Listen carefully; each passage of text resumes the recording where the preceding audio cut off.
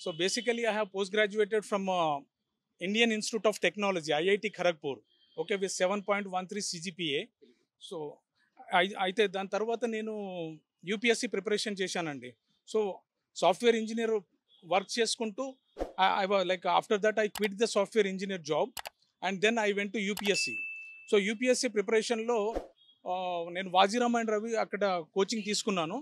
It was very good and I clear the prelims and appeared for the mains examination also. So as a proof, like I have got documents, I am showing the documents, like I have given the UPSC mains examination and I have scored very well marks in the essay paper. ఎస్ఏలో వచ్చేసి నాకు 116 marks వచ్చాయండి. అక్కడ యూపీఎస్సీలో 2 ఎస్ఏలే ఉంటాయి మాకు.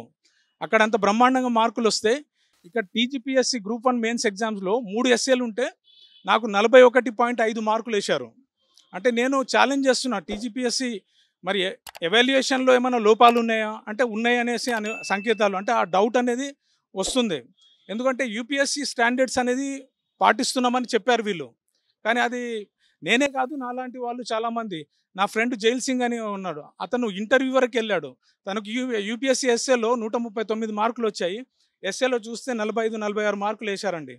So నాకు జిఎస్లో ఇక్కడ బ్రహ్మాండంగా మార్కులు వచ్చాయి. జనరల్ స్టడీస్ అక్కడ 4 పేపర్లలో బ్రహ్మాండంగా వస్తే టీజీపీఎస్సీలో అంతంత మాత్రమే, ఒక except economy and development paper తప్ప తక్కిన వాటిలలో మొత్తం మార్కులు అంతంత మాత్రమే వేశారు. మీకు ఎన్ని వచ్చాయండి మార్క్స్?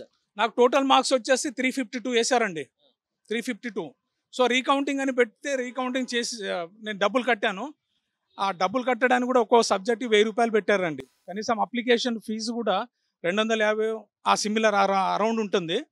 అలాంటిది టీజీపీఎస్సీ అంటే డబ్బులు లేనివాడు పేదవాడు ఎక్కడ కడతాడండి రీకౌంటింగ్కి. నేను 6 సబ్జెక్టులకు నాకు డౌట్ ఉంటే 6 సబ్జెక్టులకు కట్టాను. మార్కులు ముందే ఎలా ఉన్నాయో బిఫోర్ ద రీకౌంటింగ్ ఎలా ఉందో ఆఫ్టర్ ద రీకౌంటింగ్ కూడా అదే సేమ్ మార్క్స్ వచ్చాయి.